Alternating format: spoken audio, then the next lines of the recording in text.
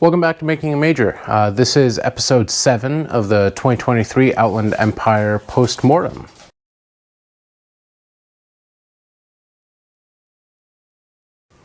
Alright, in this episode I'm going to talk purely about the feedbacks that I got.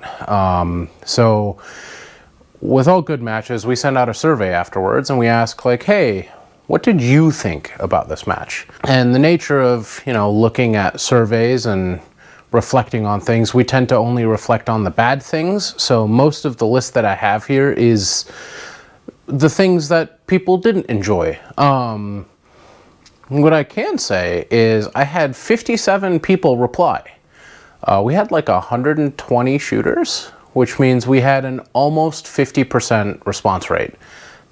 I mean, that's awesome. I was expecting like 10 to 15%, but we had a high number, which is awesome. The first thing to kind of breach is like a lot of this feedback is not enough rounds for the amount of stages, that sort of thing. And I'll hit. I took all 57 responses and I condensed them down into 25 different line items that I'm just gonna talk over. The good news is I had about a 50-50 balance between loved this match and fucking hated it. Maybe not fucking hated it and maybe not loved it, but it was fairly split down the center of good match, could be different in this way, meh, all the way to fucking hated it. So, is what it is. So, first one to talk about, padding stage count for a tier 2. Basically, I got a few feedbacks that were like, hey, there's 13 stages here. You could have condensed this down, it looks like you're trying to make more stages for a tier 2 level 2 to like count for that. That is incorrect. The entire purpose of this match was to be all short medium stages. And we were just going to put as many as we could into the base. And that's what we ended up with. It was going to be 14. It ended up with 13 based on the rules. We could have run, I think, I'd need to look up the rules, but like maybe 6 stages for a tier 2 or level 2 because it's USPSA, which I think is not even close to enough, but we don't even need to talk about that. Like, there's a reason why the match had that many stages, and that's why. Okay, next item. Class awards. There weren't really any class awards. More awards or prizes. Some people actually left when they found out that there's not that many awards or there's like no prizes. Okay, first of all, in the matchbook it was pretty clear there are no prizes. That's just, yep. And we were also pretty clear that first through third in recognized divisions get money. So going to a match and expecting to get an award, is what it is. Some people shoot matches to get awards for some reason for their C-class something, I don't know, single stack finish. It is what it is. You can't satisfy everybody, but I did get that feedback a few times. What I could have done and what I originally thought about doing was printing out some like nice card stock, like first A class, first B class, the ones that get class finishes. Class finishes, we said needed 5 or more in the class, and there were some class finishes that I could have printed out a thing, and realistically I still can and send that off, but at this rate, that's a little bit of a miss. I probably should have printed that out beforehand. It is what it is. So sorry to you.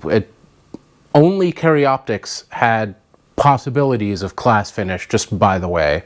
So sorry to you. I think it was like 1 A class, 2 B class, and a C class, and a D class finish people. So sorry. Okay, next few feedbacks.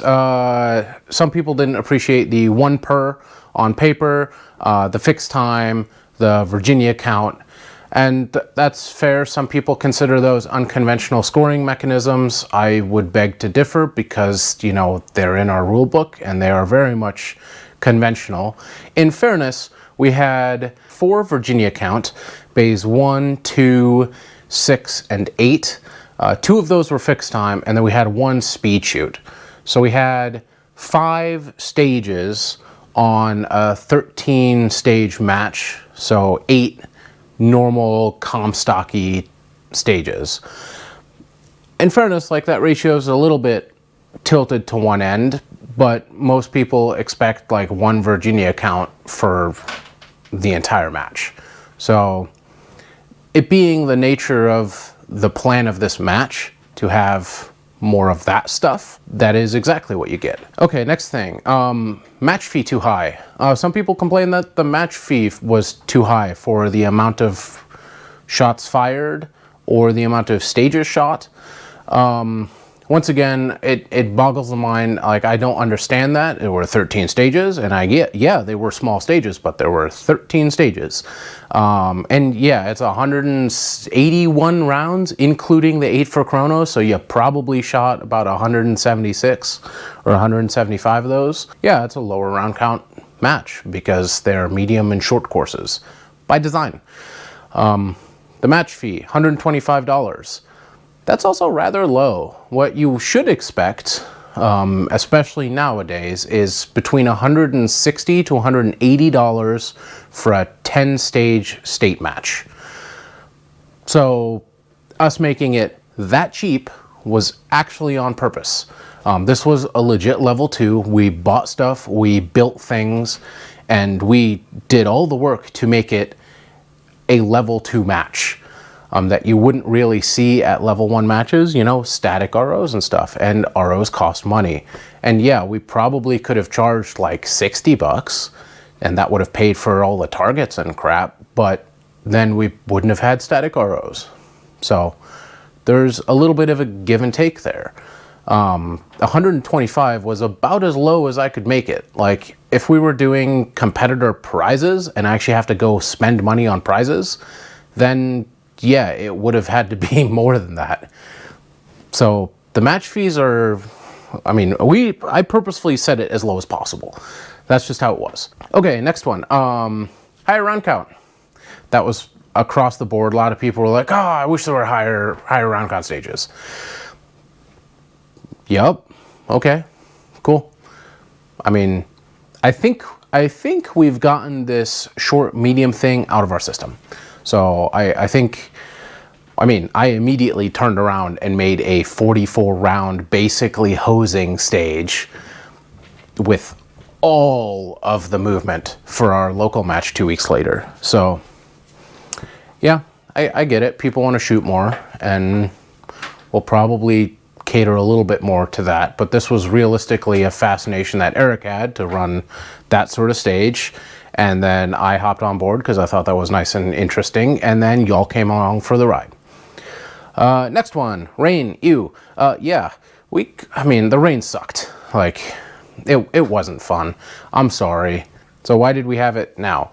Well, because most of the other months where this weekend is the USPSA weekend at Paul Bunyan, like, most of those other months are major matches. People are gone, like, match staff is gone. Like, this is the one month this year where it fit perfectly for, like, everybody. Liked the shorter stages, liked the challenge. Okay, those were some good feedbacks. Like, yep.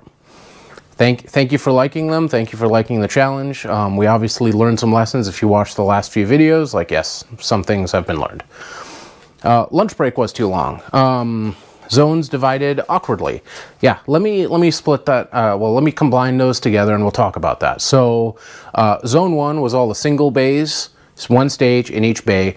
Zone 2 was basically double bays, 2 stages in each bay. Now stage 6 had a 2-string standards exercise. Yeah, and so that's how that was.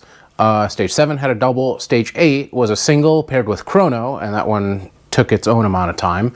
And then 9 and 10 were also 2 double bays. So I knew that short medium courses are going to run faster. So 1 through 5, the zone 1 is going to just run faster. Zone 2 is, I didn't know how long it was going to take, and like, staff ran, you know, one squad ran really fast, the other one didn't run fast. So I kind of split the middle and was like, hour and a half for lunch. That should give zone 2 enough time to finish. And it did. Zone 2 finished with 15 minutes to go in the lunch period, so the ROs could have their lunch and then start up the next squads. So the all-day people, sorry you had a longer lunch, is what it is. There was some feedback about not having a food truck. Nobody wanted to come. Sorry. Yep. Love the shoot off. I got a lot of feedback about people that liked the shoot off. At this rate, I think every major match has to have a shoot off. Ours was pretty simple, like, you know, stand in the box, shoot 8 plates down, or eight poppers down. It was stage 5. And then, you know, switch boxes, do it again. Buy-in was $20. There was some handicapping, so that it ends up being really, really even. Thank you, Mark Sue, for that, by the way. So that ended up pretty good. The handicap for PCC wasn't enough. Lesson learned. Gonna do something different next time. Maybe start them unloaded. I don't know. Or maybe not allow PCC at all. Don't know yet. Well, I need to figure out what a nice handicap is.